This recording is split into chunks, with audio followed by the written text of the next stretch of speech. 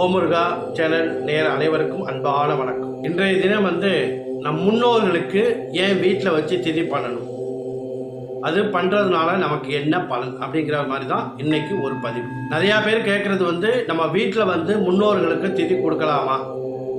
வருடம் நாங்கள் கொடுக்கறது கிடையாது. ஒரு வருடம் கொடுத்தோம், 2 வருடம் கொடுத்தோம், 3 வருடம் கொடுத்தோம். அதுக்கப்புறம் மாலைய அமாவாசையில் தர்ப்பணம் பண்ணுறோம் கோயிலில் போய். நம்ம வீட்டில் திதி கொடுக்கறது இல்லை. அது மாதிரி பண்ணலாமா அப்படின்னு நிறையா பேர் கேட்குறாங்க. நம்மளுடைய முன்னோர்களுக்கு பொதுவாகவே மாதம் நம்ம தர்ப்பணம் பண்ணுறது நல்ல சிறப்பான பலனை கொடுக்கும். நம்மளால் மாதம் தர்ப்பணம் பண்ண முடியல அப்படின்னா வருடத்திற்கு ஒரு முறை என்னைக்கு நம்ம வீட்டில் நம்ம முன்னோர்கள் இறந்தாங்களோ அன்றைய தினம் அந்த திதி வருதில்ல, அந்த திதி வர்ற அன்னைக்கு நம்ம வீட்டில் ஒரு ஐயரை கூப்பிட்டு நம்ம திதி பண்ணுறது நல்ல விசேஷமான பலனை கொடுக்கும். அது ஏங்க அந்த திதி அன்னைக்கு தான் பண்ணணுமானா கண்டிப்பாக பண்ணணும். என்றைக்குமே நம்ம கோயிலுக்கு போய் சாமி கும்பிடணும். நம்மளுடைய முன்னோர்களை பித்திருக்களை வீட்டுக்கு வர வச்சு அவங்க கிட்ட நம்ம ஆசீர்வாதம் வாங்கிக்கணும். அதனால தான் அந்த திதி நம்ம வீட்டில் பண்ணணும். இப்போ வருடத்துக்கு ஒரு முறை நம்ம ஒரு கோயிலில் போய் தர்ப்பணம் பண்ணுறோம் அப்படின்னா எள்ளு தர்ப்பணம் மட்டும்தான் பண்ணுவோம். ஒரு 100 பேர் 200 பேர் உட்காருவாங்க. அதோடு சேர்த்து உங்கள் கோத்திரத்தை சொல்லுங்கள், உங்கள் அப்பா பேர் சொல்லுங்கள், உங்கள் அம்மா பேர் சொல்லுங்கள், அது மாதிரி சொல்லி பண்ணுவாங்க. அப்படி பண்ணுறப்ப நமக்கு முழுமையான பலன் இருக்குமானா நமக்கு ஒரு சந்தேகம் தான். நம்ம வீட்டில் பண்ணுறோம். இப்போ எப்படி நம்ம கோயிலுக்கு போனால் நம்ம பேர் சொல்லி அர்ச்சனை பண்ணுறோமோ அதே மாதிரி தான் இறந்தவர்களுக்கு அந்த திதி. நமக்கு எப்படி ஒரு நட்சத்திரத்தை பார்த்து நம்ம ஜாதகத்தை கணிக்கிறோம், சுவாமிக்கு எப்படி பௌர்ணமி, கிருத்திகை, சஷ்டி, சங்கரகர சதுர்த்தி, பௌர்ணமி இந்த மாதிரி நாட்கள்லாம் இருக்கோ, இறந்தவர்களுக்கு அமாவாசை திதி.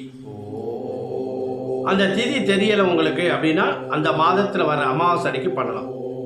அப்படி இல்லை அப்படின்னா ஆடி அமாவாசையில் தர்ப்பணம் கொடுக்கலாம்.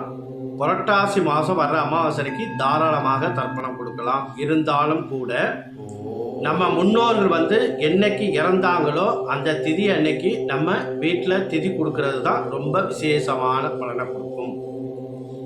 ஏன் அப்படின்னா அந்த நம்மளுடைய முன்னோர்கள் என்னைக்கு இறந்தாங்களோ அந்த திதி அன்னைக்கு நம்ம வீட்டுக்கு வருவாங்க அப்படிங்கிறது ஒரு ஐதீகம். அப்போ வரையில் என்ன ஆகும் கேட்டிங்கன்னா, நம்ம அந்த தர்ப்பணம் கொடுக்கையில், பிண்டம் கொடுக்கையில் அவர்களுடைய ஆசீர்வாதம் கண்டிப்பாக நமக்கு கிடைக்கும். ஏதாவது ஒரு வருடம் நம்மளால் முடியலை, முன்னோர்களுக்கு திதி கொடுக்க முடியலைன்னா தவறு கிடையாது, தாராளமாக இருக்கலாம். தொடர்ந்து நம்ம வருடம் திதியும் கொடுக்கறதில்ல, நம்ம முன்னோர்களுக்கு தர்ப்பணமும் கொடுக்கறது அப்படி இல்லை அப்படின்னா அதுதான் பித்ரு சாபம், பித்ரு தோஷம் சொல்லுவாங்களே. உங்கள் முன்னோர்களுடைய சாபம் இருக்குது ஜாதகத்தில், உங்கள் முன்னோர்களுக்கு தோஷம் இருக்குது, பித்ரு தோஷம் இருக்குது ஜாதகத்தில் அப்படின்னு சொல்கிறது. அதனால் வருடந்தோறும் வர்ற அந்த மாதத்தில் வர திதி அன்னைக்கு நம்ம முன்னோர்களுக்கு திதி கொடுக்கறது நல்ல சிறப்பான பலனை கொடுக்கும். இப்போ நிறையா பேருடைய கேள்வி என்ன அப்படின்னா, ஒரே மாதத்தில் எங்கள் அப்பாவும் எங்கள் அம்மாவும் இறந்துருக்காங்க, ஒரே நாளில் திதி கொடுக்கலாமா? இல்லை, இப்போ சித்திரை மாதம் எங்கள் அப்பா இறந்தார், வைகாசி மாதம் எங்கள் அம்மா இறந்தாங்க, அந்த திதியை ஒரே மாதத்தில் கொடுக்கலாமான்னா கண்டிப்பாக அப்படி கொடுக்கக்கூடாது. அவரவர் எந்த திதியில் இறந்தாங்களோ அந்த திதி அன்னைக்கு தான் நம்ம வீட்டில் திதி கொடுக்கறது ரொம்ப விசேஷமான பலனை கொடுக்கும். ஏன்னா மாதங்கள் வேறு, திதிகள் வேறு, ஒரே நாளில் நம்ம செய்யக்கூடாது. ஏதோ ஒரு சந்தர்ப்ப சூழ்நிலை, ஒரு மாதம் நான் அடுத்த மாதம் இங்கே இருக்க மாட்டேன், நான் வெளியூர் போகிறேன், இல்லை முக்கியமான ஒரு கல்யாணம் இருக்குது, அன்றைக்கி பண்ண முடியாத ஒரு சூழ்நிலையாக இருக்குது அப்படின்னா தாராளமாக செய்யலாம். வருடந்தோறும் அது மாதிரி செய்யக்கூடாது.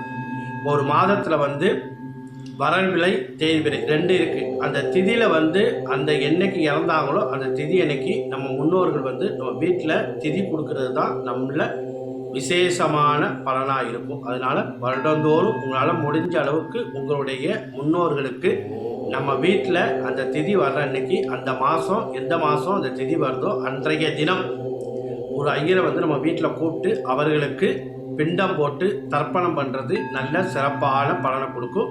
அன்றைய தினம் என்ன பண்ணணும்னா இதெல்லாம் முடிச்சுட்டு நம்ம கோயிலில் போய் அன்னதானம் பண்ணுறது நல்ல சிறப்பான பலனாக இருக்கும். தயிர் சாதம் ரொம்ப விசேஷம். அன்றைய தினம் நம்ம என்றைக்கு வீட்டில் திதி பண்ணுறோம், இல்லை நினைவு நாள் வருது அப்படின்னா அன்றைய தினம் தயிர் சாதம் செஞ்சு ஏதாவது ஒரு கோயில் வாசலில் இருக்கிற ஏழை எளிய மக்களுக்கு அன்னதானம் செய்வது மிக சிறப்பான நல்ல பலனை கொடுக்கும்.